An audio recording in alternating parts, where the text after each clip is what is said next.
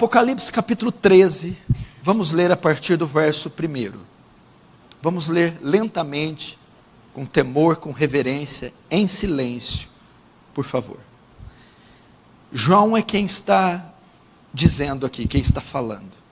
Vi emergir do mar uma besta que tinha 10 chifres e 7 cabeças, e sobre os chifres 10 diademas, ou coroas, e sobre as cabeças nomes de blasfêmia.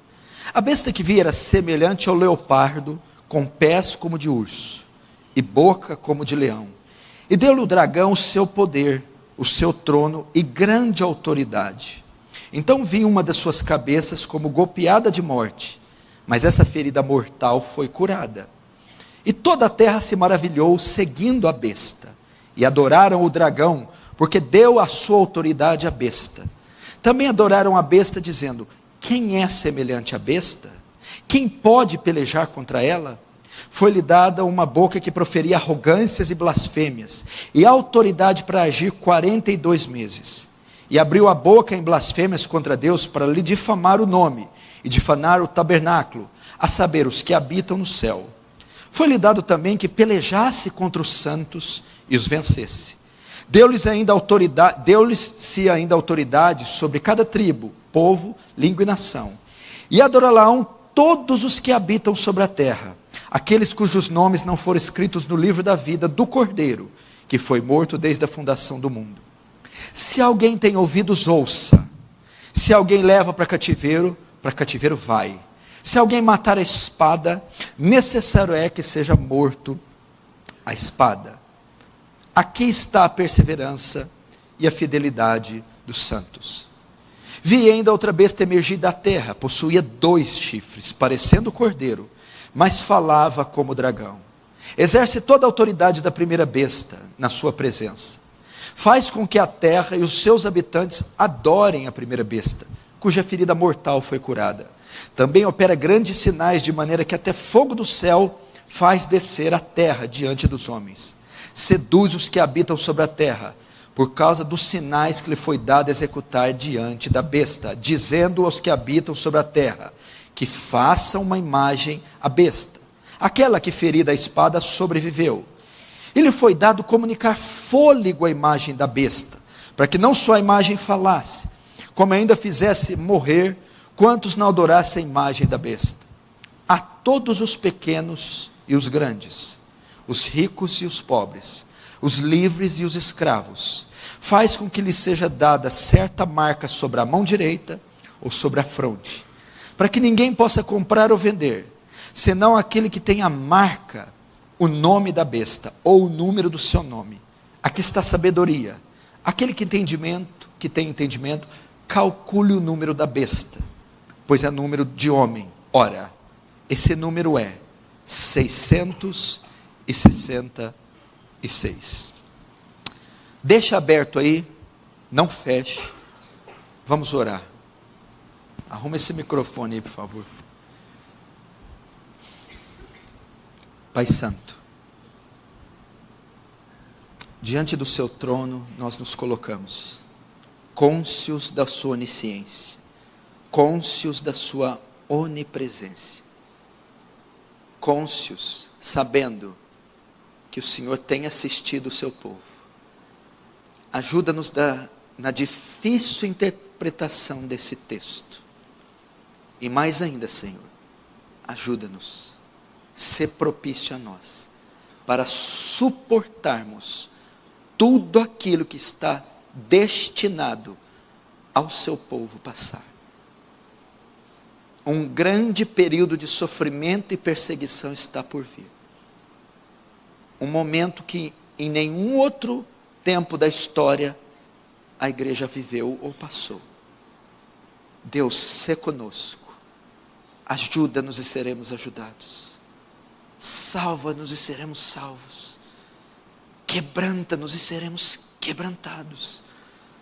Oh Deus, traz temor nesse local, santa reverência, e dilata, abre o nosso entendimento, para compreendermos a profundidade da revelação bíblica. Mais que isso, abre o nosso coração, para que sejamos sensíveis aos fatos que estão prestes a acontecer e que envolve toda a igreja de Cristo. Faz teu reino avançar, Senhor. Receba a glória para si e nos conforme a imagem do seu Filho. Em nome de Jesus. Amém. Queridos, preste muita atenção. Nós estamos diante de um dos textos mais difíceis, daquele que é chamado um dos livros mais difíceis, o Apocalipse. É um dos livros mais difíceis de ser interpretados. E nós estamos diante de um dos seus capítulos mais difíceis de serem interpretados. O Apocalipse, capítulo 13. Nós somos um povo distinto dos outros, e nós gozamos de algumas prerrogativas que nem o outro talvez tem. Nós, quando abrimos este livro,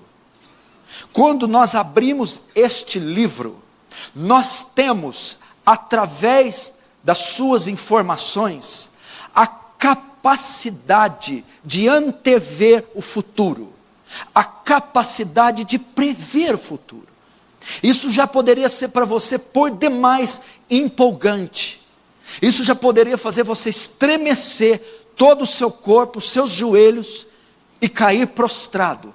Porque quando abrimos esse livro, podemos dar uma espiada no futuro e ver o que vai acontecer. E uma das partes desse livro que nos permite saber tal coisa é o livro de Apocalipse. Quando você vai a ele, você pode saber de antemão quais são os acontecimentos futuros, o que devemos esperar, o que a igreja deve esperar.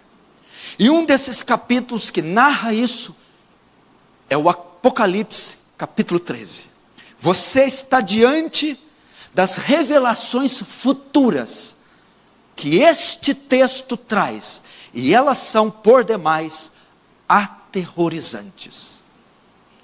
Eu gostaria que você segurasse nessa cadeira, e a minha oração é para que essa mensagem mudasse muitos conceitos da igreja brasileira, meus, seus, da cristandade moderna, porque as revelações desse capítulo são assustadoras, e faz muito bem a você sujeitar-se a elas.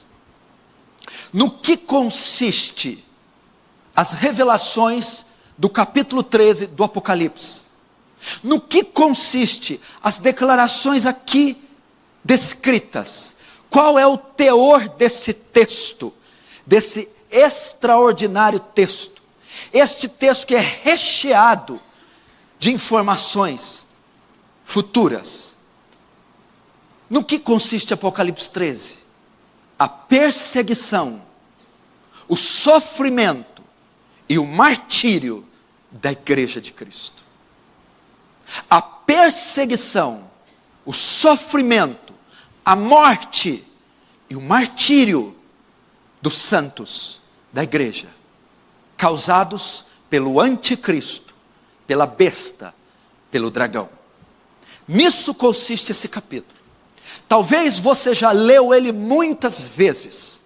Talvez você já leu muitos livros a respeito de Apocalipse 13.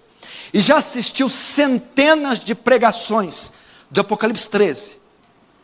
E a maioria delas sempre dá ênfase no anticristo, ênfase na besta, ênfase no falso profeta, e principalmente ênfase na marca da besta, o 666. Mas esta não é a ênfase do capítulo. Talvez você nunca viu alguém pregar e dar ênfase no que realmente o capítulo reporta. A ênfase é a perseguição ferrenha que no último tempo será desencadeada contra a igreja de Cristo, liderada pelo seu antagonista, pelo seu algoz, o anticristo. É nisso que consiste. O anticristo promoverá a mais temível de todas as perseguições religiosas jamais vista.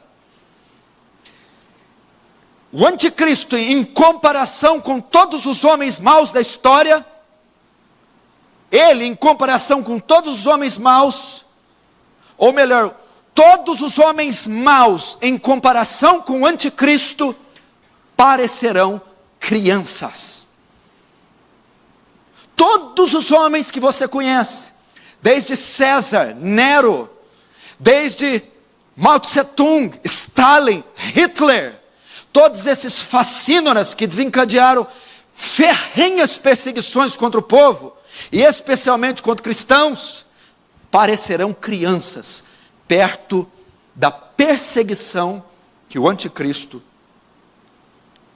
promoverá contra a igreja. Essa palavra é uma palavra de alerta para a igreja, para aquilo que está prestes a acontecer, para que a igreja se prepare para os males que ela será submetida. E escute o que eu vou dizer. Isso aqui está muito próximo, muito possivelmente nossa geração, a minha, contemplará os eventos deste capítulo. Esse capítulo está me incomodando há um mês. Há um mês que Apocalipse 13 não sai da minha cabeça. Como se Deus me dissesse, este é o texto do momento. Este é o texto atual. Nós estamos neste texto. É este texto ao qual a igreja deve se preparar. Este texto é a próxima bala da agulha que vai vir. Apocalipse 13. Está sendo montado um cenário mundial, está sendo arquitetado, orquestrado, um cenário mundial para hostilizar a igreja, perseguir a igreja, expulsá-la do cenário social e martirizar a igreja. Veja o cenário político, econômico, social, cultural, religioso. Veja as nuvens negras que se formam, todas elas conspiram contra uma só instituição. Todas elas são uma ameaça contra uma só instituição, a igreja de Cristo. Os crentes professos verdadeiros. E este texto é um alerta, esse texto é uma profecia, esse texto é um consolo para a igreja verdadeira, a igreja de Cristo. Nesse tempo de Apocalipse 13, que está muito perto, a igreja desaparecerá como organização visível.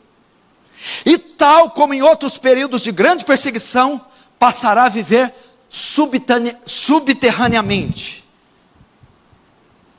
Esse governo aniquilará a instituição igreja. Não haverá templos. Vai ser tudo dissipado, queimado, saqueado. Os cristãos serão despossados dos seus imóveis. E a igreja desaparecerá. Voltará a se encontrar em subterrâneos. Voltará a ser uma igreja exilada da sociedade.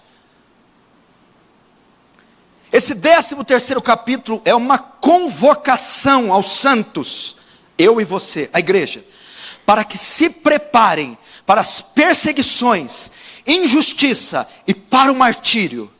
Pois quando os aliados de Satanás subirem ao poder, o martírio se tornará algo comum àqueles que perseverarem em seu testemunho de Jesus. Apocalipse 13 é uma convocação para que a igreja se prepare para sofrer o martírio, para sofrer perseguição. Eu disse a você, a vinda do Paul Washer aqui foi providencial. Ele veio para tratar do Evangelho, mas nas conversas pessoais com ele, falamos muito de Apocalipse. Muito de Apocalipse. E E ele crê piamente que nós já estamos vivendo no cenário do fim. Apocalipse 13 traz essa ideia de treinarmos nossas famílias, treinarmos nossos filhos, treinarmos nossas esposas, treinarmos nossas igrejas, porque o cenário está sendo montado. Só se você for cego. Eu não preciso de ver o anticristo escatológico, o anticristo último, para saber que eu serei perseguido. Isso já está aí nos canais de comunicação, isso já está aí sendo aprovado, sancionado.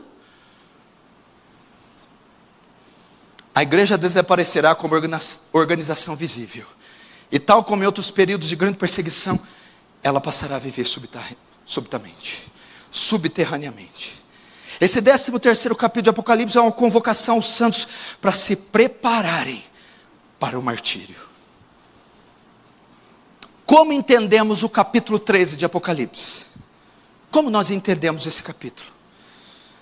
Para entendermos melhor o capítulo 13, temos que lembrar os acontecimentos do capítulo 12. Olhe para cá e escute, não é para olhar na Bíblia, aqui.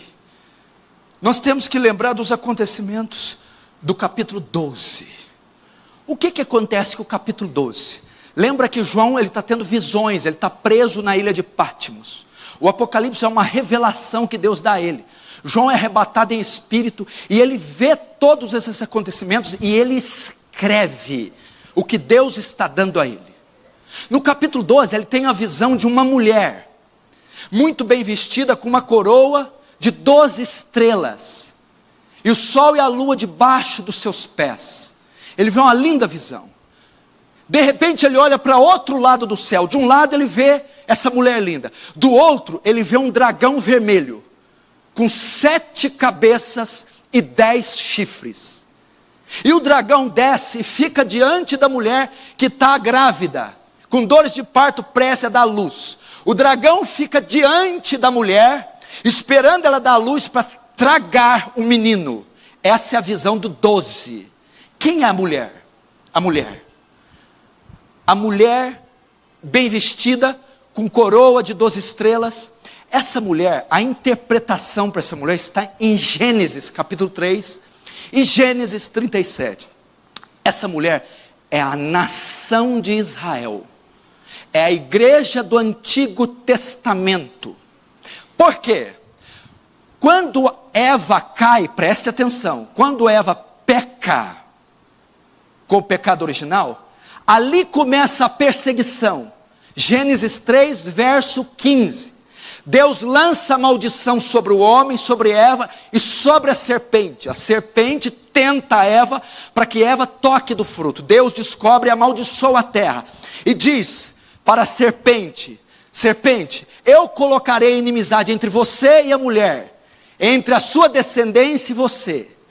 Tu lhe ferirá o calcanhar, e esta lhe ferirá a cabeça. Dali começa a perseguição do dragão contra a semente da mulher. Quem seria a semente da mulher? A nação de Israel, o povo judeu, da onde nasceria o Messias. Então Satanás, durante todo o Antigo Testamento, começa a desencadear uma perseguição ferrenha contra o povo judeu, para impedir que o Messias, Jesus, nasça na terra. Pode ver que ele começa em Abel. Ele usa Caim para matar Abel, para a descendência, para a posteridade não seguir. O dragão já está querendo ali acabar com a descendência e mata Caim. Mas Deus tem um plano e levanta 7. Adão e Eva têm outro filho, 7. Então a linhagem messiânica continua sendo propagada. E ele tenta isso por todo o Antigo Testamento. E o diabo, até esse momento, ele tinha direito legal de acusar os santos. Se você se lembrar, ele ia até o céu e dizia: viste o meu servo Jó? E aí o diabo disse para Deus: claro, você reveste ele de bênçãos, tira tudo se não blasfema de você. O diabo tinha direito legal de ir ao céu e acusar o povo de Deus, dizendo: você não pode poupá-los, você tem que matá-los. E o que acontece? Ele falha e o Messias nasce. E a Bíblia diz que com a morte de Jesus, de fato, ele pica o calcanhar de Jesus na cruz. Mas Jesus na cruz mata ele, esmaga a serpente e vence. Então a sua tentativa é frustrada de aniquilar o Messias. Ele vence. A Bíblia diz, presta atenção, que na cruz Jesus triunfou em si mesmo e despojou principados e potestades e os expôs publicamente. Até a cruz o diabo tinha autoridade e legitimidade para acusar os santos do Antigo Testamento, pois os pecados deles não estavam pagos. Eles de fato teriam que ser condenados. Mas na cruz ele despoja o diabo. É um termo romano. Quando haviam lutas, o exército que vencia o oponente despojava o exército derrotado da armadura. Ou seja, tirava a armadura dele. Cinto, sandálias, capacete, espada. E depois desfilava com eles em praça, montava no cavalo, amarrava o pescoço dele todos em uma corrente e desfilava com os derrotados sem armadura na praça. Na cruz, Jesus despojou o diabo do seu poder, tirou dele a sua autoridade de acusar. Por quê? Porque agora ele pagou pelo pecado de todos os santos do Antigo Testamento, da igreja do Antigo Testamento. Ele despojou. Ou seja, o diabo fracassou em perseguir a igreja do Antigo Testamento, fracassou em devorar a semente da mulher, o Messias, fracassou em derrotá-los. Então, a Bíblia diz que ele é expulso do céu nessa hora. O diabo não foi expulso do céu lá em Gênesis 1, está enganado. O diabo só foi expulso do céu quando Cristo morreu, ressuscitou e ascendeu os céus. Lá ele despoja Satanás da sua glória e expulsa ele do céu e expulsa os seus demônios. É isso que o 12 fala. E agora o que acontece? Apocalipse 12 fala assim: e o diabo desceu sobre a terra com grande cólera, porque ele sabe que pouco tempo lhe resta. Presta atenção. Agora, não podendo mais acusar os santos do Antigo Testamento, agora não podendo ir mais a Deus apontando o pecado deles, agora derrotado por Cristo, agora que uma vez que o pecado está pago, uma vez que está consumado, ele então não tem mais poder algum contra a igreja do Antigo Testamento, nem com os santos. Ele é lançado na terra e desce cheio de grande cólera. Por quê? Porque ele está irritadíssimo pelas suas tentativas frustradas durante o período da história de destruir Israel, de destruir os descendentes do Messias, de impedir que o Messias venha. Foram tentativas frustradas. E agora, expulso do céu, só lhe resta a terra. O diabo não está no céu, o diabo não está no inferno. O lugar que o diabo se encontra hoje é na terra. Ele está na terra, o lugar dele é a terra. E o versículo que vai fazer transição para o capítulo 13 é o último versículo do Apocalipse. Vamos ler ele. O último versículo do 12, Apocalipse 12, verso 17. Olha só, Apocalipse 12, 17. Irou-se o dragão contra a mulher, e foi pelejar contra os restantes da sua descendência, os que guardam os mandamentos de Deus e têm o testemunho de Jesus, e se pôs sobre a areia do mar. 17, ok? Olhe para cá. O 17 faz a transição para o capítulo 13. Irou-se o dragão contra a mulher. Quem é o dragão? O dragão aqui é Satanás. No capítulo 12, ele é descrito como um dragão vermelho. Vermelho fala da matança, fala de sangue, fala que ele é um assassino. O assassino, Satanás, irou-se com a mulher. Ele está irritadíssimo. Por quê? Porque agora ele não pode mais tocar nos santos. Ele não conseguiu frustrar o plano de Deus em gerar o Messias. Então ele se irou-se contra a mulher. E agora, não havendo mais lugar para ele acusar os santos no céu, só lhe resta descer à terra. E a Bíblia diz o quê? E o dragão, irou-se o dragão contra a mulher e foi pelejar contra os restantes da sua descendência. Agora ele foi pelejar, lutar, perseguir os restantes da sua descendência. Quem são os descendentes da mulher? Vamos ver o final do capítulo. Os que guardam os mandamentos de Deus e têm o testemunho de Jesus. Os que guardam os mandamentos de Deus e têm o testemunho de Jesus. A igreja. Não podendo mais perseguir a igreja do Antigo Testamento, não podendo mais impedir que o Messias viesse, sofrendo uma derrota vergonhosa na cruz, ele é despojado do céu e só resta uma coisa a fazer: perseguir você, perseguir a mim. É isso que trata Apocalipse 13.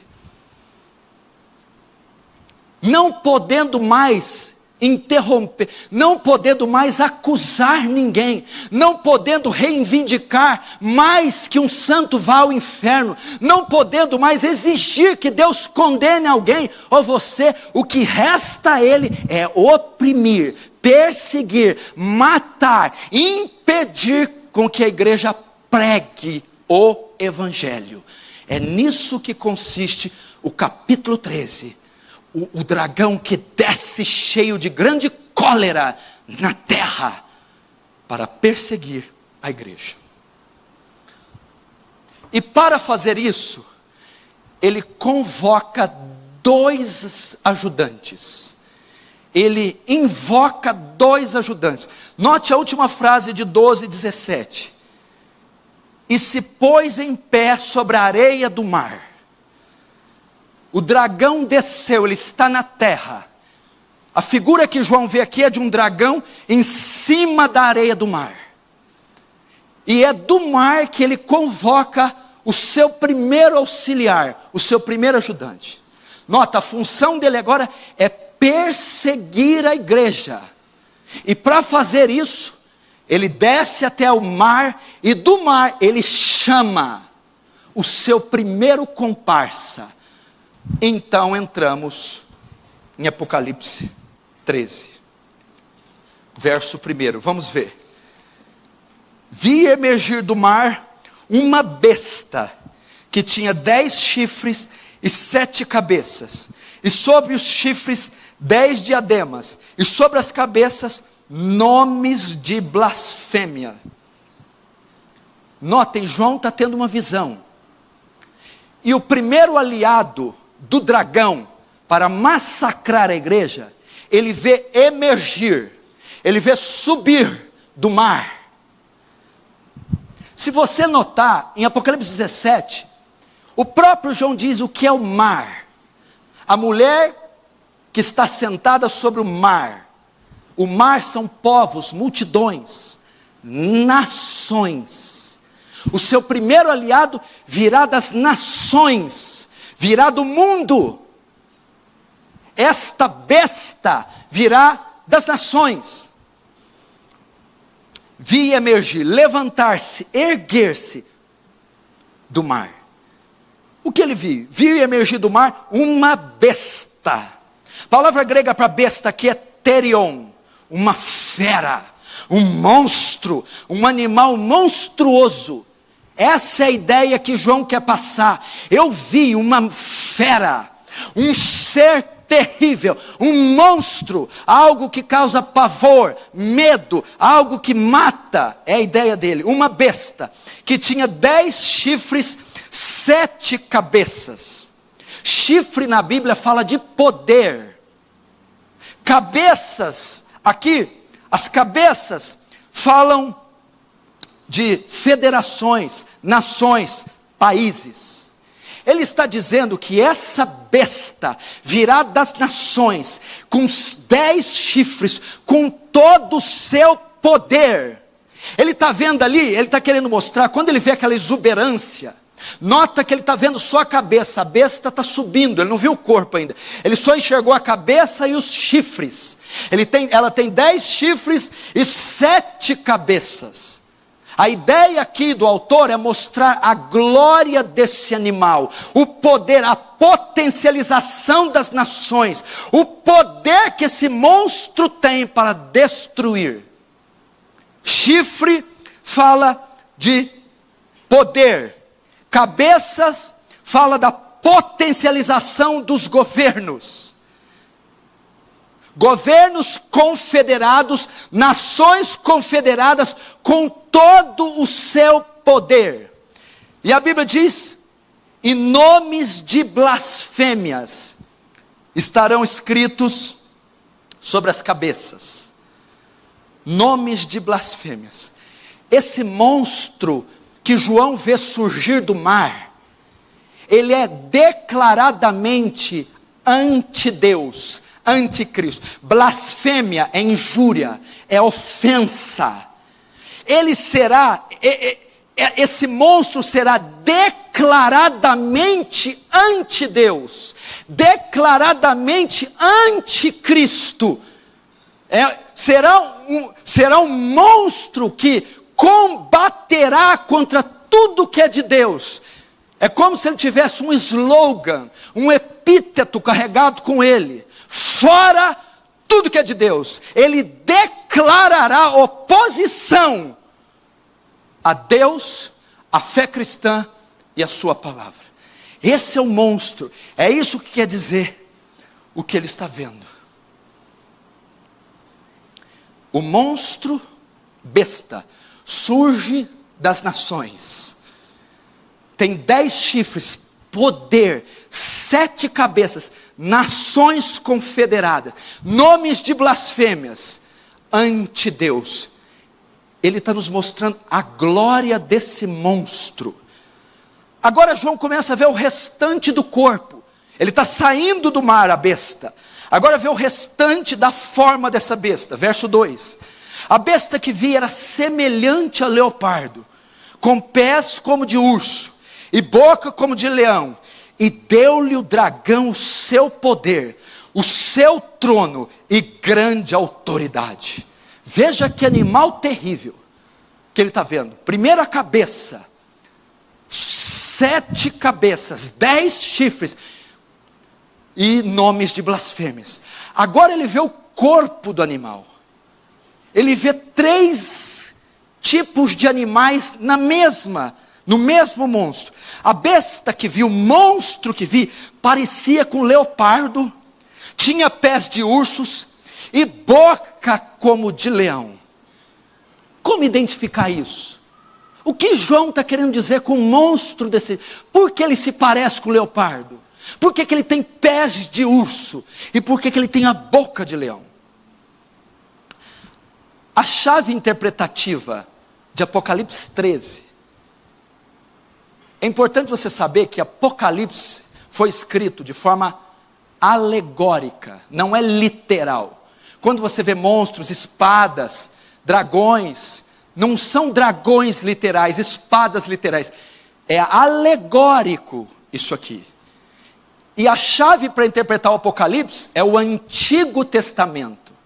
No Antigo Testamento existem passagens que dão luz ao Apocalipse. E para interpretar o Apocalipse 13, a passagem mais adequada é Daniel capítulo 7. Eu vou ler para você aqui.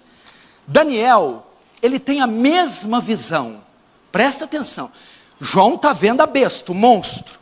Esse monstro tem pé de urso, boca de leão e parece com o leopardo. Daniel também tem uma visão. E no capítulo 7, escuta.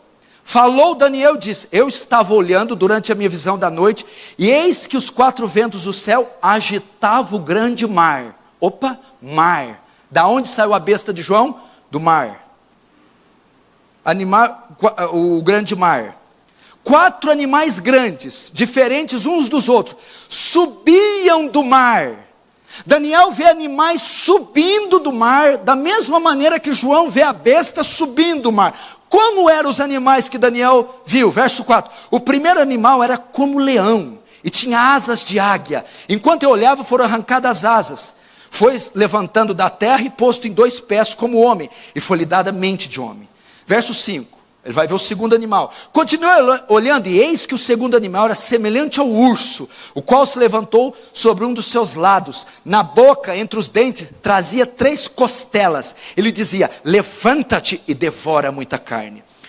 O segundo animal. Agora o terceiro, verso 6. Depois disso, continuei olhando. Eis aqui outro animal semelhante ao leopardo. E tinha nas costas 4 asas de aves. Tinha também este animal 4 cabeças. E foi-lhe dado domínio. Verso 7, agora o quarto animal. Depois disso, eu, Daniel, continuava olhando nas visões da noite, e eis o quarto animal, terrível, espantoso e sobremodo forte, o qual tinha grandes dentes de ferro.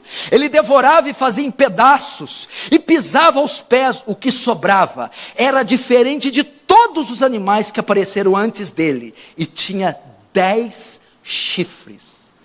Notou a semelhança? Daniel vê 4 animais. Ele vê um urso, ele vê um leão, ele vê um leopardo, e o último não é identificado, só tem 10 chifres. Daniel vê João vê os 4 mesmos animais de Daniel, só que em um só. Ele vê o corpo de leopardo, com a boca de leão, pés de ursos, e vê os 10 chifres do último animal ferrenho. O que são esses animais que Daniel vê? Para nós sabermos quem é a besta. Que animais são esses? No decorrer da história, nós sabemos que Daniel estava tendo uma visão profética de reinos que viriam. A visão do primeiro animal que Daniel vê, o primeiro animal, o leão, é o Império Babilônico, que esmaga, dilacera, que assassina seus oponentes. O segundo que Daniel vê é um urso, é o Império Medo-Persa, forte, poderoso. O terceiro animal, o leopardo, veloz, é o Império Grego-Macedônio, o Império de Alexandre o Grande. E o quarto animal terrível, com dentes de ferro, é o Império Romano. Os 4 animais que Daniel vê são 4 impérios poderosos que durante o período do Antigo Testamento perseguiram e oprimiram o povo judeu, a igreja do Antigo Testamento. São impérios. Agora, quando João vê essa besta com as 4 características dos animais de Daniel, o que João está vendo? Todos os impérios potencializados em um só. O greco, macedônio, babilônico, medo-persa e o romano, no mesmo governo. A besta do Apocalipse que João vê é um sistema militar, um sistema político, um sistema econômico mundial. Como foi o babilônio, como foi o medo-persa, como foi o grego e como foi o Império Romano. Talvez o Império Romano, a mistura dos outros 3, porque foi o império de mais abrangência, de mais poder, mais ferrenho. A besta do Apocalipse, que vem das nações, é uma organização mundial, é um governo totalitário mundial, é poder político associado a poder econômico, a poder militar. E são esses sistemas, são esses impérios que se opõem à igreja, são esses impérios que implantam as suas leis, que ferem a igreja, que ofendem a igreja. Você precisa aprender isso. a convergência de um só império. Qual um dos impérios da época? Notem, para quem João está escrevendo? João, não se esqueça que ele está destinando a carta para os crentes da época. Como era o pano de fundo da época? O grande animal, a grande besta da época, era o Império Romano. O Império Romano massacrava todos que se opunham diante dele. E o Império Romano promovia o culto ao imperador, promovia blasfêmia, promovia heresia e massacrava todos que se opunham, principalmente a igreja. A besta que João vê seria a repetição do Império Romano. Algo semelhante, totalitário, brutal, assassino, ateu, idólatra, que vai arrasar com o povo de Deus. Essa é a besta. Não tem nada a ver com animal, com demonião. Talvez você já ouviu tanto conto de fada. O que será esse dragão com pé de urso, boca de leão, corpo de leopardo, os 10 chifres, 10 cabeças? Ele está falando de um sistema. Satanás, durante a história, o dragão, ele se infiltra nas águas. Águas que são? Nações, povos. O dragão se infiltra nas águas, se infiltra nas nações, se infiltra na sociedade e faz uso da sociedade, faz uso dos impérios para oprimir a igreja, faz uso da política, faz uso do poder militar, faz uso da mídia secular. Ele se infiltra nesses canais, nesses sistemas, para oprimir o povo de Deus. Quem está nos oprimindo agora? Não é um demônio com cajado, não é uma pessoa, é um sistema que hostiliza nossas famílias, que hostiliza nossos filhos, que nos processa, nos tortura e nos mata. Quem está por trás do sistema? Satanás. Esta é a besta que João vê subindo do mar. A união de todos os impérios, um governo totalitário, o mais poderoso e de maior alcance de todos os tempos, que virá no final. Verso 3, vamos lá. Então, vi uma de suas cabeças como golpeada de morte, mas essa ferida mortal foi curada, e toda a terra se maravilhou segundo a besta. Até aí. Agora entra em cena o anticristo. Notem, agora vai aparecer o anticristo. O verso 3 fala que uma de suas cabeças, quantas cabeças? Tinha 7 cabeças. Uma das cabeças da besta é ferida, golpeada de morte, mas é curada, volta à vida, e toda a terra se maravilha após a besta. Essa cabeça que é golpeada é o anticristo, o homem do pecado, o filho da perdição. Assim como todos os governos totalitários tiveram o seu rei, o seu chefe, aqui nós aprenderemos que há uma distinção entre o sistema e o cabeça do sistema. O anticristo será o cabeça do sistema totalitário. Nos impérios babilônicos, por exemplo, o anticristo era a figura de Nabucodonosor. Do greco macedônio, Alexandre o Grande. De Roma, era Nero, era César o imperador. Eles eram os anticristos da época. O sistema, o império romano. O anticristo, César. Aqui é a mesma coisa, esse monstro, esse sistema surgirá das nações para governar o mundo e se opor à igreja. Mas esse sistema terá um líder único, terá um líder que incitará, que governará o sistema. Este líder é a cabeça que é ferida aqui, o anticristo. Essa cabeça deve ser vista como anticristo. Ele ainda não apareceu. Nós tivemos muitos protótipos do anticristo. Nós tivemos Antíoco Epifânio, Nero, Domiciano, Adolf Hitler.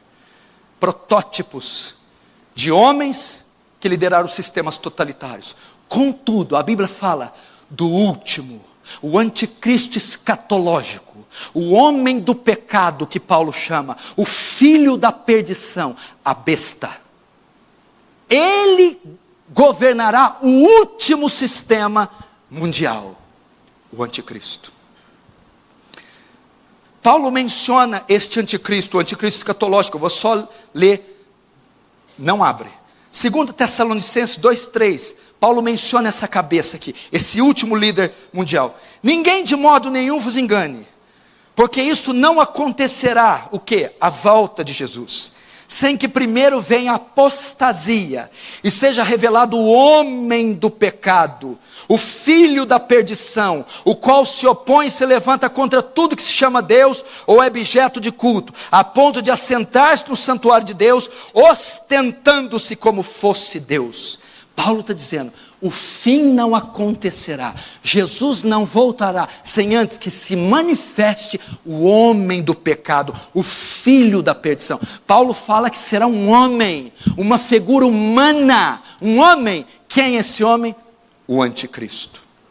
Paulo está a ensinar que Cristo não voltará, sem que manifeste o último anticristo. Paulo então fala do advento, da aparição de um homem. Este homem é chamado anticristo.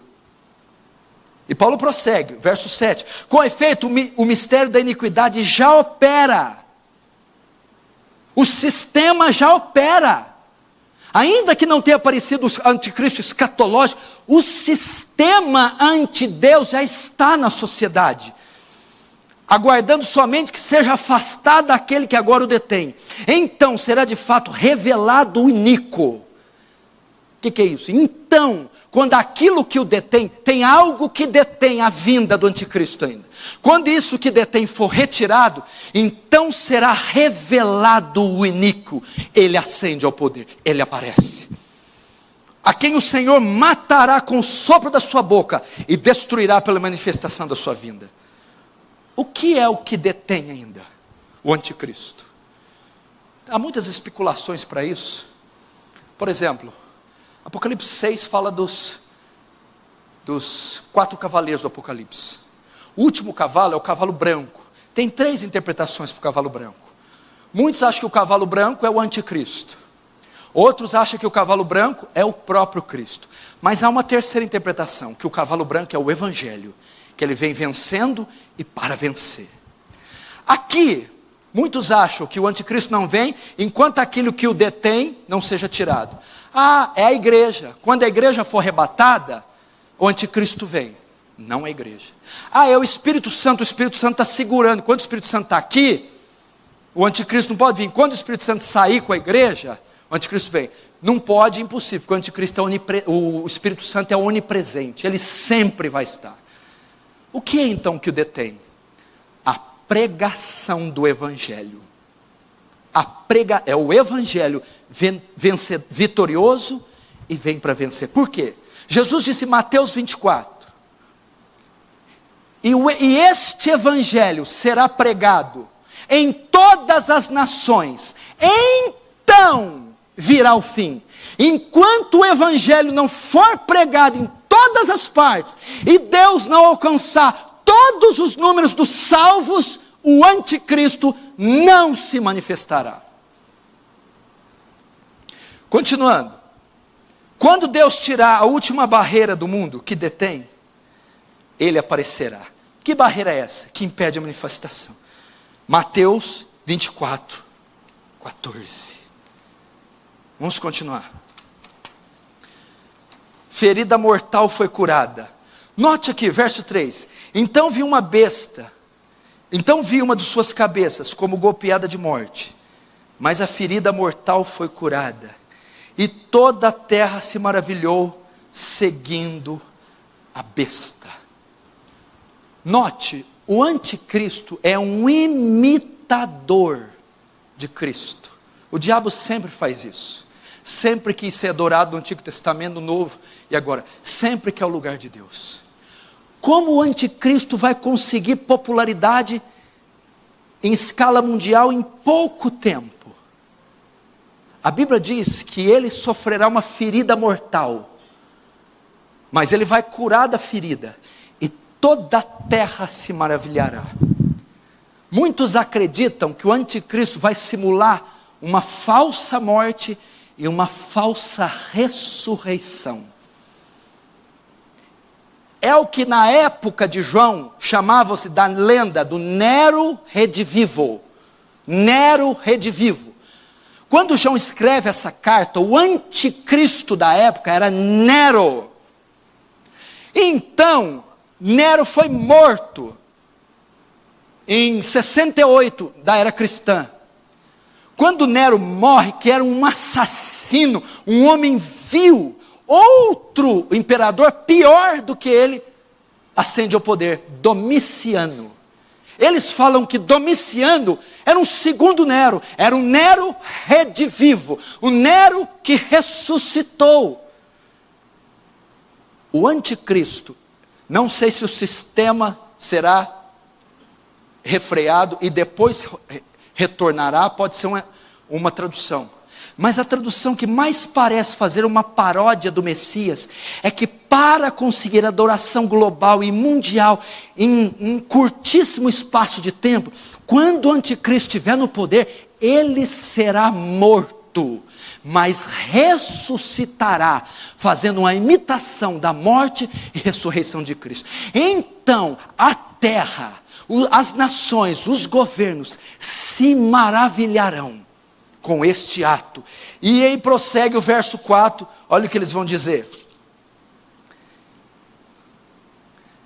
E adorarão o dragão, porque deu a sua autoridade à besta. Também adorarão a besta, dizendo: quem é semelhante à besta? Quem pode pelejar contra ela?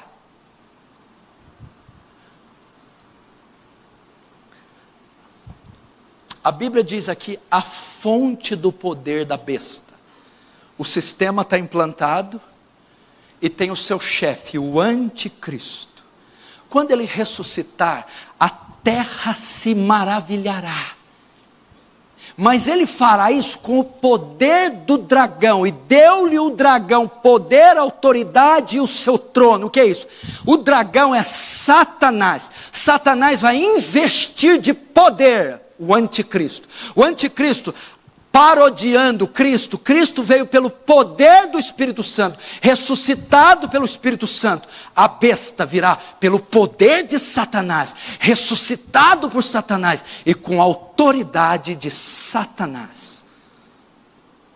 É debaixo do poder do diabo que o anticristo operará. E a Bíblia diz que, olha só, e adoraram o dragão. Notem que primeiro, fala aqui, verso 4, e adoraram o dragão, porque deu autoridade à besta, também adoraram a besta. A Bíblia fala que adoraram primeiro o dragão, depois adoraram a besta. Querido, as condições humanas vão estar em níveis tão baixos, a depravação do homem vai estar em tempo tão terrível, que as pessoas adorarão deliberadamente a Satanás nesse tempo. A Bíblia diz, e adoraram, e os povos adoraram o dragão, adoraram a Satanás. O anticristo promoverá um culto em que ele mesmo será adorado. Esse culto será tão maligno, intenso, feito com tanto zelo e por tantas pessoas, que fará com que o comunismo pareça santo. Deus, quando permite que a maldade do homem e do mundo chegue ao nível máximo, ele destrói. Foi o caso dos antediluvianos de Noé, Sodoma e Gomorra. Nesse tempo, a maldade do homem, a depravação vai chegar num nível tão grande, que eles aqui não adorarão alguém camuflado. Adorarão o diabo conscientes, deliberadamente, estarão tão obstinados em seus prazeres, tão cegos, que adorarão o dragão, e consequentemente, a besta. Deus nesse tempo deixará as coisas chegarem nas últimas consequências, e depois enviará o seu juízo, as taças da ira. Isso já está acontecendo. Pode ver que Deus em toda a época refreia o mal, refreia a depravação do homem, mas parece agora que Deus está tirando as suas mãos, para chegar nesse ponto. Verso 5 ainda, senão não vamos acabar. Foi-lhe dado uma boca que proferia arrogâncias e blasfêmias, e autoridade para agir 42 meses, e abriu a boca em blasfêmias contra Deus, para lhe difamar o nome, difamar o tabernáculo, a saber, os que habitam no céu. Até aí. Foi-lhe dado a boca que proferia arrogâncias e blasfêmias. Olha só, nesse tempo, vai ser dada autoridade para o anticristo, para que ele haja durante 42 meses. O que significa isso? Foi dada autoridade, foi-lhe dada uma boca para proferir arrogância e blasfêmias, e autoridade para agir. Nota, quem dá autoridade aqui para a besta agora é Deus. Quem investe ela de poder é Satanás. Dar autoridade aqui é Deus foi permitido que a besta blasfemasse. Foi permitido, Deus deixou, permitiu que ele governasse 42 meses. O que significa isso? Pela linha escatológica que eu estou pregando, nós já estamos na 70ª semana de Daniel. É essa, a 70ª. Nós já estamos. Não, 70ª, isso, 70 semana, 70ª semana, a última semana de Daniel. Cada semana é um período de 7 anos, 70 anos, 7. 42 meses, aqui, dá 1.200, deixa eu ver se eu anotei aqui, 1.260 dias. Ou 3 anos e meio.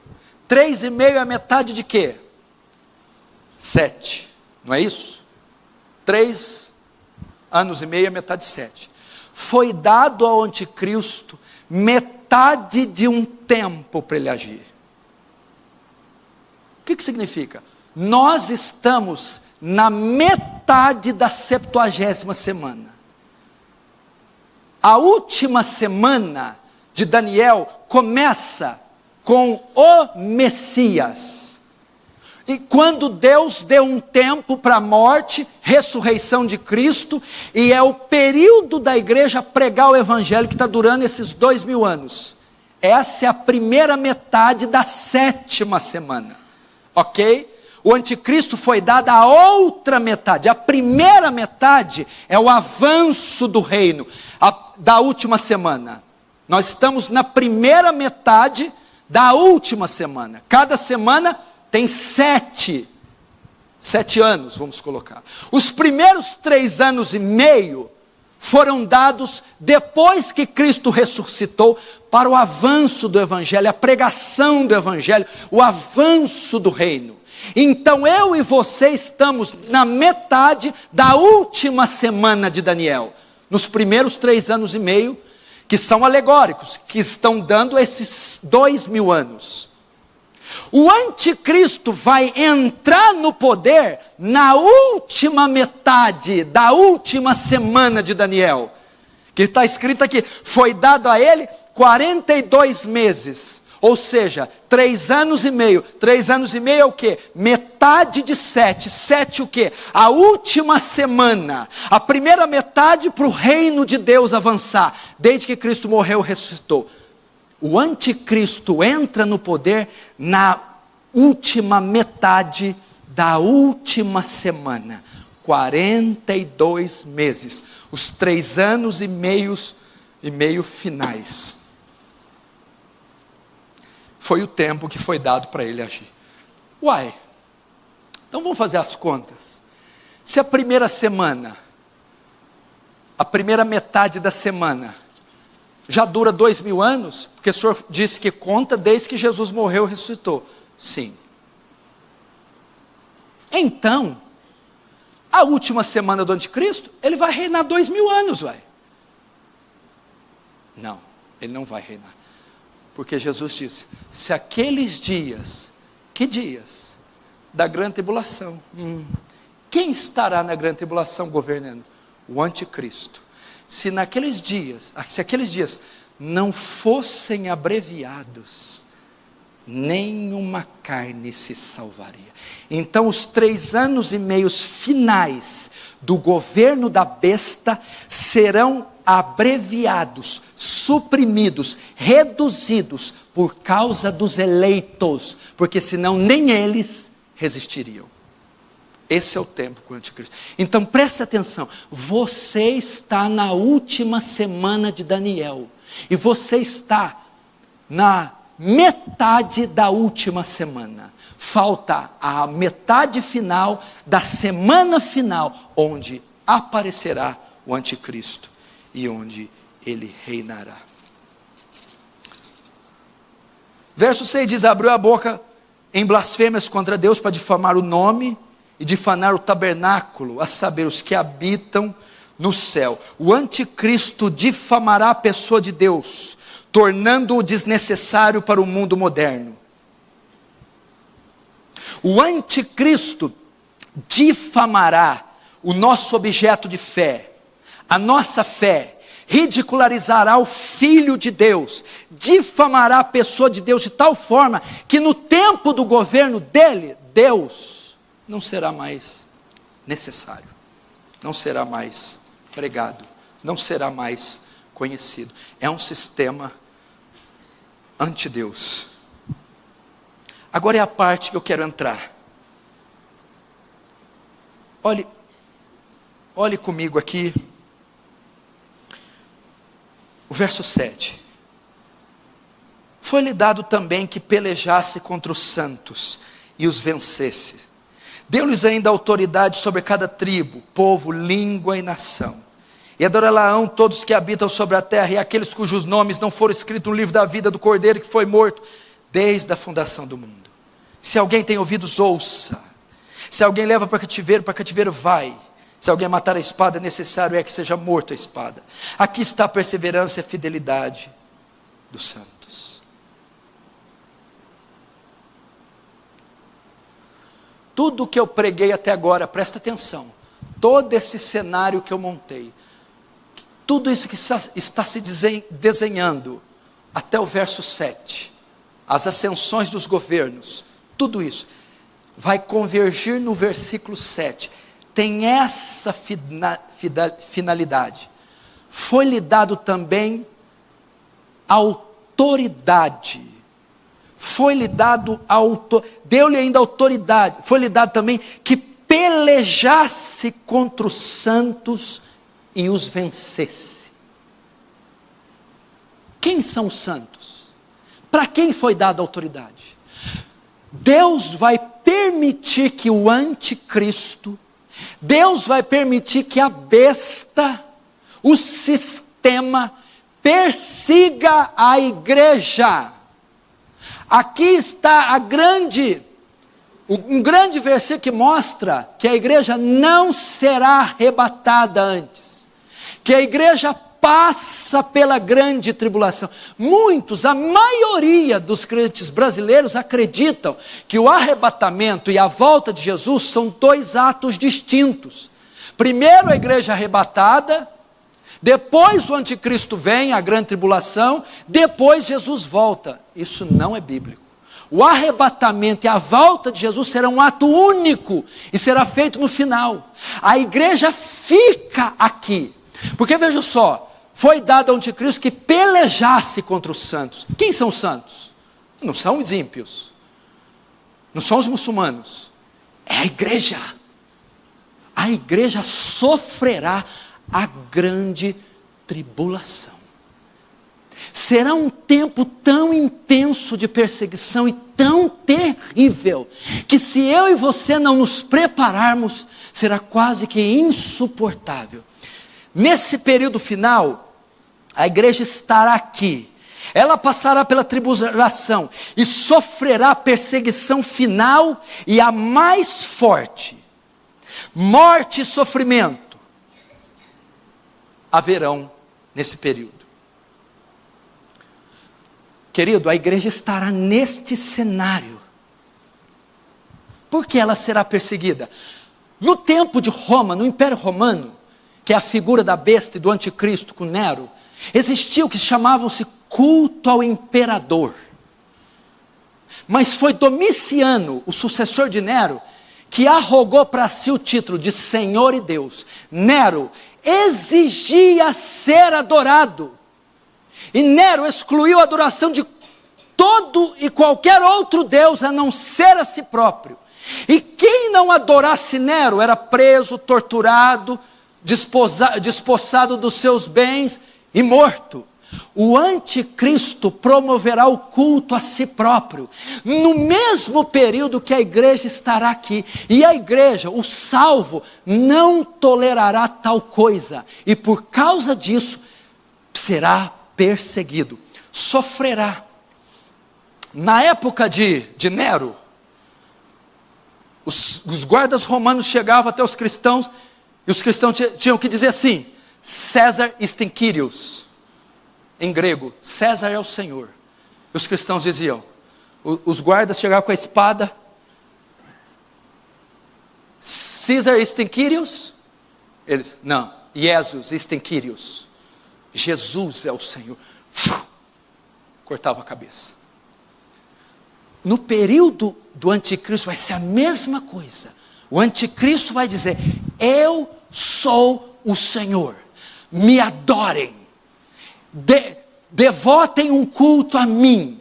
E os cristãos vão fazer o quê? Não, eu não te adoro, eu só tenho um Senhor. Então vai ser preso, vai ser tirado do cargo público, vai ser cobrado triplos impostos, vai ser encarcerado, torturado, tire os filhos dele, tire a mulher dele, mate ele. Esse período acontecerá isso conosco, acontecerá isso com a igreja. O anticristo exigirá adoração. João 14, outra prova, Apocalipse 14, outra prova, que os crentes passam pela grande tribulação. Quando João vê uma multidão vestida de branco, o ancião pergunta: quem são esses? Eles estão de branco diante do trono, Apocalipse 7. Então ele responde: esses são os mártires que vieram da grande tribulação. Quem são mártires, salvos, santos, que estão no céu, vieram da grande tribulação? Você, eu, nós, a igreja.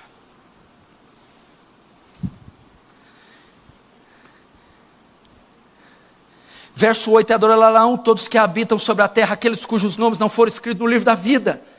Enquanto os santos são perseguidos, sofrem mortos, o mundo adora a besta. Olha só, o verso 8 vai mostrar um reconhecimento global da sua autoridade, daquela cabeça da besta, o anticristo. Quem são os que adoram a besta? Aqueles cujos nomes não foram escritos no livro da vida. Ímpios, a falsa religião, os falsos crentes. Isso mostra que os santos não adoraram a besta, pois têm seus nomes escritos no livro da vida, não receberão a marca. Nesse tempo eles provarão que não adoram a besta, nem possuem a sua marca. Como eles provarão? Verso 9: se alguém tem ouvidos, ouça. Se alguém leva para cativeiro vai. Se alguém matar a espada, necessário que seja morta a espada. Aqui está a perseverança e a fidelidade dos santos. Sabe o que João está nos mandando dizer? Como nós vamos mostrar que os nossos nomes estão escritos no livro da vida e adoramos o Senhor? E não adoramos a besta, cujo nome não está escrito no livro da vida. É que nós não negaremos ao Senhor, não adoraremos a besta. E quando via a perseguição, olha o que o texto diz: se alguém leva para cativeiro vai.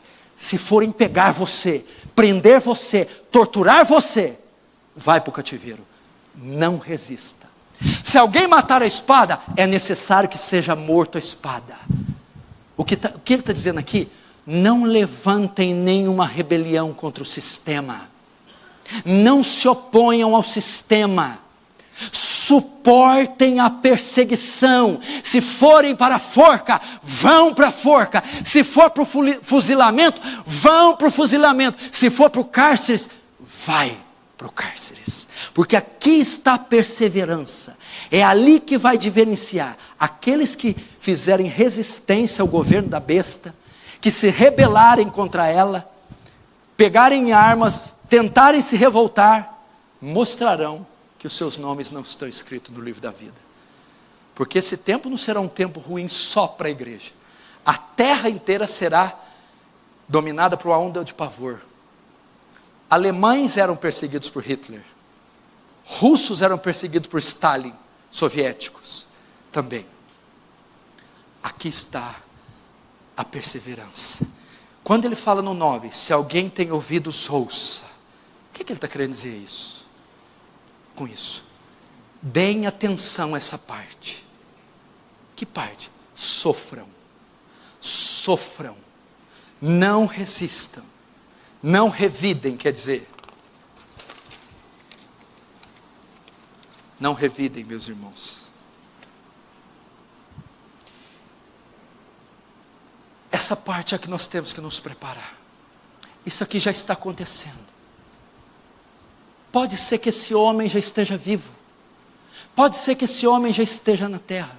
Pode ser que o sistema já esteja tudo pronto para se unir e se confederar. Pode ser que estejamos a passos de tudo isso. E o que devemos fazer como tudo isso acontecer? Isso aqui é o miolo do capítulo. Foi dada à besta autoridade para que pelejasse contra os santos. Mas não está dizendo só que pelejasse. Está dizendo assim, foi dada autoridade que pelejasse contra os santos e os vencesse. Eles serão mortos. Eles serão perseguidos. A figura aqui, nós podemos trazer a réplica do Império Romano. Quando César ascende ao poder, Nero, e o sistema implantado, Roma, o que aconteceu com os cristãos? Por não negarem a fé, por não confessar César como Senhor, eles eram tirados dos seus cargos públicos. Eles perdiam seus empregos. Eles tinham que pagar pesados impostos. Eles iam para a cadeia. Eles passavam fome, perdiam suas propriedades, perdiam seus terrenos. Eles iam se refugiar em campos, em vilarejos, iam se reunir em subterrâneos. Quando o anticristo entrar no poder, aquele que não aceitar o seu sinal nem sua marca, será perseguido, perderá o emprego, não conseguirá comprar nem vender, sofrerá. Será um tempo, disse Jesus, de tão grande tribulação, que nem o outro tempo jamais viu ou nem se verá. Veja só, vamos chegar lá. Tenha um pouquinho de paciência, que é muito grande o texto. Verso 11. Vi ainda outra besta emergir da terra, possuía 2 chifres, parecendo o cordeiro, mas falava como o dragão. Exerce toda a autoridade da primeira besta na sua presença. Faz com que a terra e os seus habitantes adorem a primeira besta, cuja ferida mortal foi curada. Também opera grandes sinais, de maneira que até fogo do céu faz descer a terra diante dos homens. Seduz os que habitam sobre a terra por causa dos sinais que ela é dado a executar diante da besta, dizendo aos que habitam sobre a terra que façam uma imagem da besta, aquela que foi ferida à espada e sobreviveu. Até aí. Agora João vê outra besta. Tem 2 bestas aqui. A primeira besta emerge do mar. A segunda besta emerge da terra. Quem é a segunda besta? A segunda besta só tem 2 chifres. E tem pele de cordeiro. Mas fala como dragão. Se a primeira besta é sistema político e religioso, sistema político e militar, a segunda besta é o sistema religioso. Agora o dragão, Satanás, vai chamar o seu segundo ajudante, o poder religioso, se unindo com o poder político econômico, para que ambos se oponham e massacrem o testemunho de Cristo na terra. Poder político, poder religioso, Roma papal, o islamismo, a falsa igreja contemporânea, o anticristo, a besta, no seu governo mundial, contará com apoio religioso.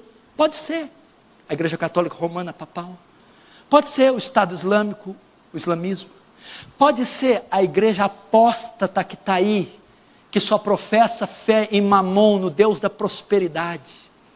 Muitos falsos crentes adorarão a besta e nem saberão. Muitos falsos crentes darão apoio, estarão integrados nesse sistema e não saberão. Ela chama da terra. Por que 2 chifres? É como o cordeiro, o bode, o cordeiro, a ovelha só tem 2 chifres. Pele, parecerá cristão, mas fala como dragão. É inspirado pelo dragão, atua no poder do dragão. Quem é o dragão? Satanás. Satanás evocará naquele tempo o sistema religioso. Ele já está operando. Poder político, econômico e militar, junto com o poder religioso, se unindo para governar o mundo e massacrar a igreja. Mas note, ela tem algo estranho aqui ainda. Verso 15. E foi dado comunicar fôlego à imagem da besta, para que não só a imagem falasse, quando ainda fizesse morrer, quantos não adorassem a imagem da besta. Até aí. Olha que coisa estranha.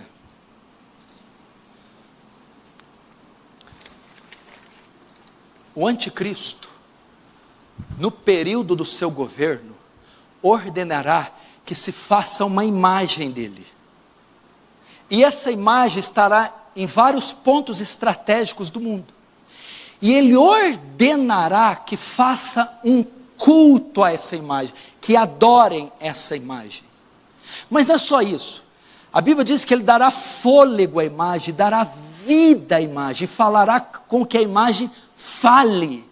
A imagem da besta, o ídolo, segundo João, vai falar. E ela vai fazer serem mortos todos quanto não adorarem ela. O que pode ser isso? Algumas interpretações para isso. Havia imagens na época, símbolos do Império Romano. Vamos pegar, por exemplo, a suástica, na época de Hitler, um protótipo de anticristo. A suástica era a imagem, o símbolo do seu governo. Eles promoviam cultos, veneravam a suástica. Ela era um símbolo de adoração. Pode ser que o anticristo vai ter um símbolo, uma insígnia, que ele obrigará a ser cultuada, exigirá que essa insígnia, que esse símbolo seja adorado. Ou pode ser uma estátua. Lembra de Nabucodonosor? Outro tipo do anticristo. Ele erigiu uma estátua e ordenou que ela fosse adorada. E quem não adorava a estátua, o que era feito? Lançado na fornalha. Ou a terceira opção, pode ser que nós não podemos duvidar do poder do diabo, que de fato ele faça essas imagens terem vida, de uma forma demoníaca. Essas estátuas terão vida e obrigarão a ser adoradas, e matarão quem não as adorarem. Não podemos duvidar disso. A quarta é que pode ser que haverá centros de adoração pelas cidades, com retratos, fotos, imagens do anticristo, e um horário específico para o culto. Então toca o sino das 5, hora de adorar a besta. Todo mundo tem que se reunir no santuário, e lá está uma imagem, guardas na porta com arma. Quem resistir, entrar, será morto. Será um sistema de adoração mundial. O anticristo será tomado de ira insana. Satanás está tomado de ira insana, obstinado para ter adoração própria. E a igreja, onde está aí nessa hora? Está aqui. Você vai estar vendo tudo isso aqui, fresquinho, aqui. Você não poderá entrar nesses centros. Você será obrigado a entrar nesses centros. Você será perseguido. Mas não tem só a imagem, tem outra coisa do governo. Aí eu já acabo. Verso 16. E a todos os pequenos e os grandes, e os ricos e os pobres, os livres e os escravos, fez que lhes seja dada certa marca sobre a mão direita, ou sobre a fronte, para que ninguém possa comprar ou vender, senão aquele que tem a marca, ou o nome da besta, ou o número do seu nome. É nesse momento que o anticristo, ele implanta a sua marca. Todos que fizerem parte do sistema da besta, terão que ter a marca do sistema. Todos que estiverem debaixo do governo do anticristo, terão que ter a marca do anticristo. Qual é a marca? 666, a marca da besta. Todos serão marcados com esse sinal. E sem a marca da besta, ninguém pode comprar ou vender, comer nem beber. O que é a marca da besta? Tem milhares de interpretações para isso. A maioria devastadora crê que a marca é um microchip, que será posto na mão ou na testa, como aquele que faz, um chip que faz a leitura laser. Então a pessoa entra no estabelecimento, passa o chip e é debitado em conta. Quem não tiver o chip não pode comprar nem vender. Isso é uma interpretação completamente equivocada. A marca da besta não é física. A marca não é um chip, não é um código. O que é a marca da besta que vai reinar neste tempo, neste governo? Para nós sabermos isso, nós temos que saber qual que é a marca do povo de Deus. Isso aqui é a marca do povo do diabo, a marca do anticristo, a marca da besta. Qual é a marca de Cristo? A marca do povo de Deus. Nós temos uma marca, nós temos um selo. A marca da besta é invisível. A marca do crente é o Espírito Santo, o selo, a mente transformada. A marca da besta não é física, visível, nem é um chip. A marca da besta é uma ideologia. A marca da besta está nas consciências. Como eu sei, 2 Coríntios 2, 2 Coríntios 4 em diante, diz assim: embora vivendo na carne, não militamos segundo a carne, porque as armas da nossa milícia não são carnais, mas poderosas em Deus para destruir fortalezas, e todos os sofismas que se levantam, e toda altivez que se levanta contra o conhecimento de Deus. A palavra ali, fortaleza, sofisma, altivez. Uma daquelas palavras no grego significa logismos. Da onde se vem a palavra logismos? Que significa logismos? Ideologias, filosofias, ideias, crendices, religiões. Satanás prende as pessoas nas suas ideologias. São como fortalezas que aprisionam mentes em filosofias, em ideologias.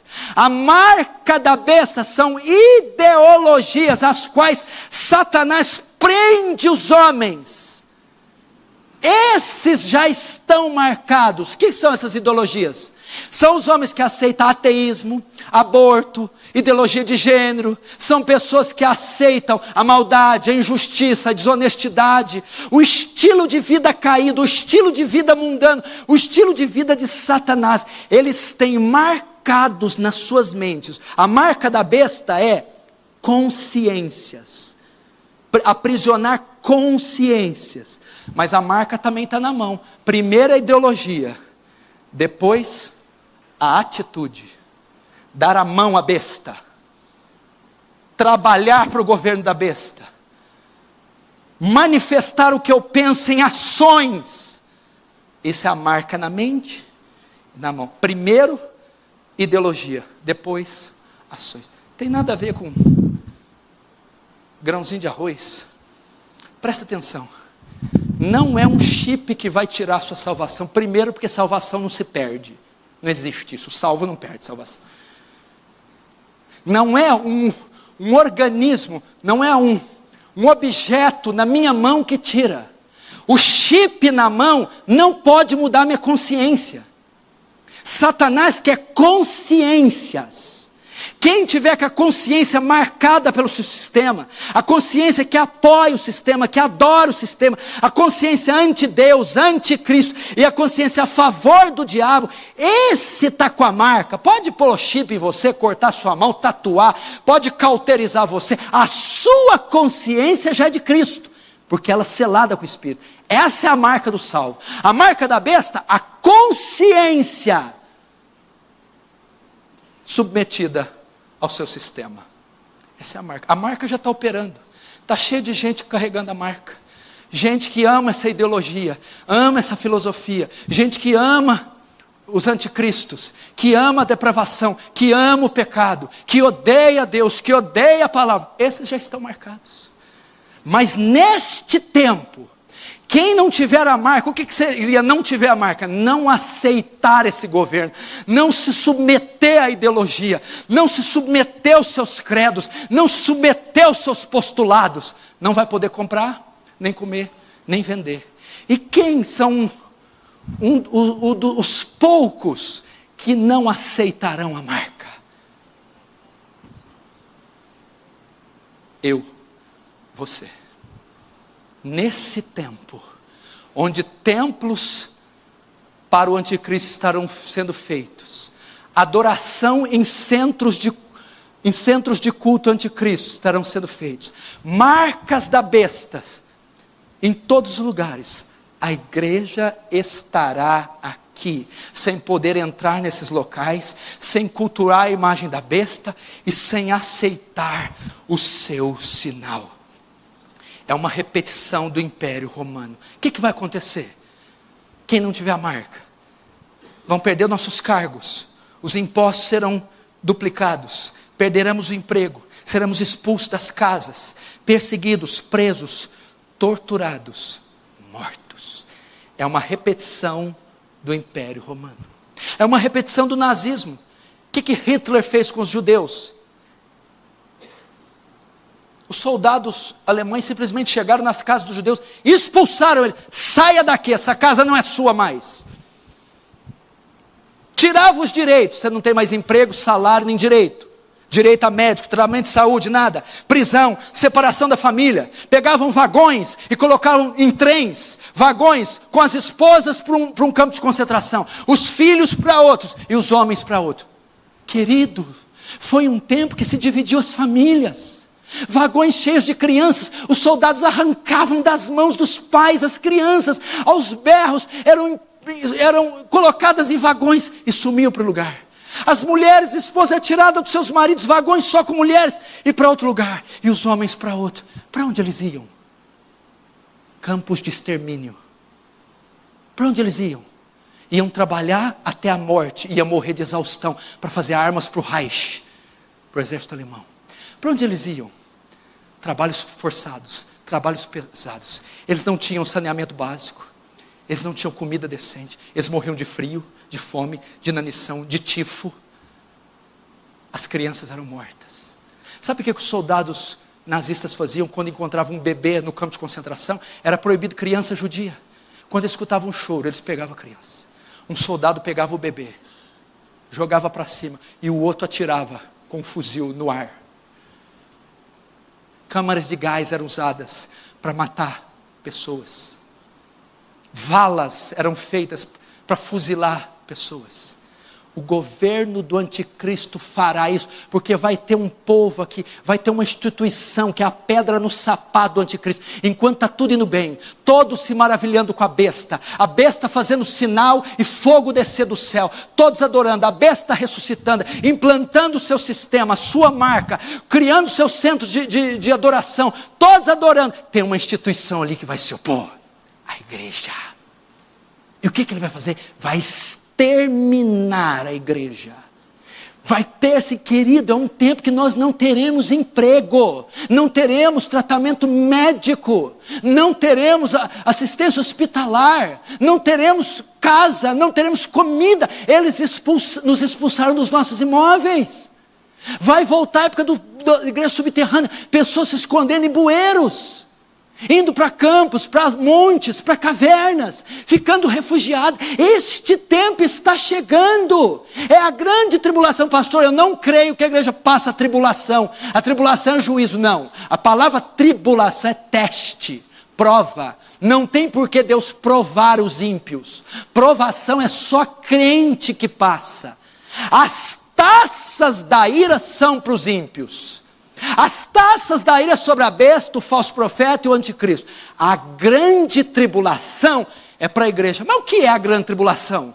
A grande tribulação, ela será liderada pelo anticristo e o falso profeta. Poder militar, poder político, poder religioso, sendo guiado por um ditador facínora que tem só um objetivo: matar o povo de Deus. Onde nós estaremos? Onde você estará? O que você estará fazendo? Quem está pregando isso aqui? Quem está divertindo a igreja disso aqui? Agora eu digo uma coisa para você. Qual é a palavra que Apocalipse 13 traz? Escute. Aqui está a perseverança dos santos. Irmãos, treine a sua família para esses dias. Paul Washer está treinando os filhos, está treinando a esposa. Treine seus filhos. Eles não terão um exemplar da Bíblia. Todas as Bíblias são tomadas, incendiadas. Não haverá cultos. Vão ter que fazer suas reuniões em calabouços, em porões e subterrâneos. Se você não leu a Bíblia agora, não é naquele tempo que você vai ler. Richard Humbert, quando foi preso pelo comunismo, ficou 14 anos preso. Ele não tinha uma Bíblia. Ele ficou 14 anos sem pegar uma Bíblia. Sabe o que ele fazia? Ficava recitando os versículos que ele decorou, para ele não esquecer. Tudo que ele tinha era a palavra que ele tinha decorado. Se você não lê Bíblia hoje, você não vai ler naqueles dias. Se você não ora hoje, não vai orar naqueles dias. Sabe o que vai acontecer? Aqui, o joio vai ser separado do trigo. O crente morno, fraco, o falso crente, não tem condição de suportar tal coisa. É só a igreja verdadeira, é só o salvo, só o crente cheio do Espírito. Sabe o que vai acontecer aqui? Quando chegar o anticristo com as armas, Caesar is Quirios. Você vai dizer, Caesar is Quirios. Você não vai ter condição de dizer, Jesus is Quirios. Jesus é o Senhor. É hora de se preparar. Jesus disse, não, nós vamos ter tesouros na terra, onde o ladrão rouba, escava, ferrugem, corrói. Ajuntei tesouros no céu. Ai das grávidas naquele dia, ai das que amamentarem. Orai para que a vossa fuga não suceda no inverno, nem no sábado. Quem estiver no eirado, não volte para pegar a túnica. Jesus está dizendo, preparem-se para esse dia. Armazenem. Abriguem. É hora de crescermos, é hora de deixarmos o pecado, de deixarmos a superficialidade. Treine os seus filhos. Querido, meu filho tem 4 anos, já sabe 1/3 da Bíblia.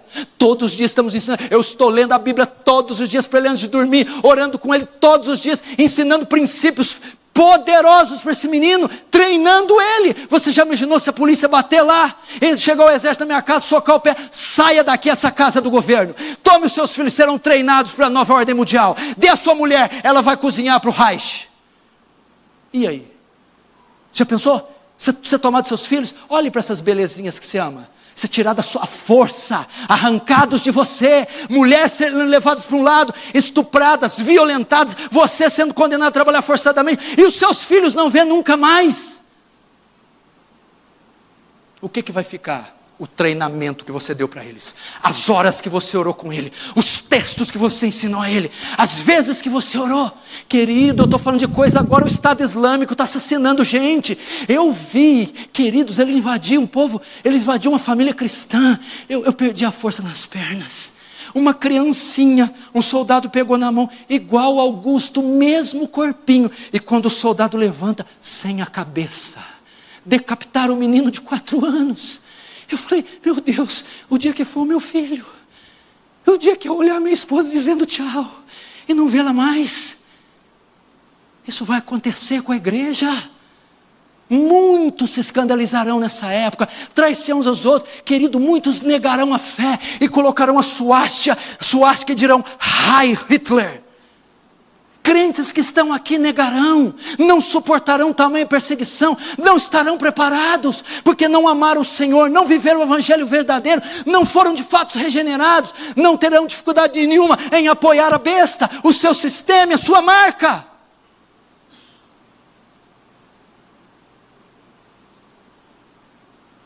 Como você está preparando seus filhos, sua esposa, o seu lar? Domingo passado o José Bento falou comigo. Olha a sacada, o insight que ele teve. Depois que eu preguei essa mesma mensagem domingo passado. Aí ele não focou na mensagem. Pastor, essa mensagem aí traz a lume algumas coisas. O quê? Diante disso que o senhor falou, é saudável até mudarmos nossos projetos. Não projetar muita coisa para longo tempo, não. Não sonhar muito alto, não. Porque o negócio está periférico, lembra? Pensar bem em ter mais filhos, pensar bem em projetos, já que o cerco está fechando para esse momento.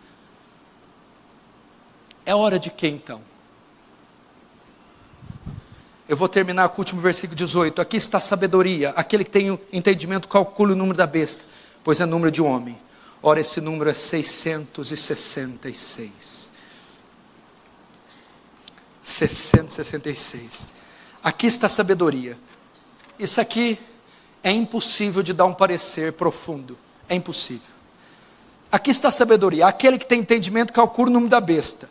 Olha só o que quer dizer. O nome do anticristo está codificado em números, que somados chegam a 666. Quem conseguir calcular esse nome, reconhecerá o anticristo. Esses números somados, o nome de Hitler somado dá 666. O nome de Nero somado dá 666. Ou seja, se você tem sabedoria e consegue calcular o número da besta, você identifica o anticristo. Porque o nome do anticristo, codificado em números, dá 666. É isso. João provavelmente está usando gematria, que é transformar as letras em números, que chega no 666. Então é mais ou menos isso. O anticristo é aquele que, enumerando o seu nome, colocando o seu nome em números, convergirá no número 666. Leandro, pode preparar aí. E adorarão a besta todos aqueles, escute, olhe para mim, que não tiveram os seus livros, os seus nomes escritos no livro da vida. O que está querendo dizer? Que todos aqueles que têm seu nome escrito no livro da vida não adorarão a besta, não receberão sua marca, não adorarão sua imagem. Tá, ok, ótimo. E quanto à perseguição? Todos aqueles que têm o seu nome escrito no livro da vida suportarão a perseguição. O Senhor estará com você. Quem não adorou a estátua de Nabucodonosor? Lembra quem foi? Quem? Nabucodonosor, o tipo da besta. A estátua, o tipo da imagem. Sadraque, Mesaque e Abednego. Para onde foram lançados? Para a fornalha. Quem entrou com eles? O Senhor estará conosco nos coliseus, entre os dentes dos leões, nas prisões, nas torturas, nas separações. Quem nos separará do amor de Cristo? Aqui está a perseverança dos santos, fé e fidelidade, fé e esperança. Essa é a palavra para Apocalipse 13. Suporta, firme na fé e nas suas convicções. O Senhor não nos deixará, não nos desamparará. Amém?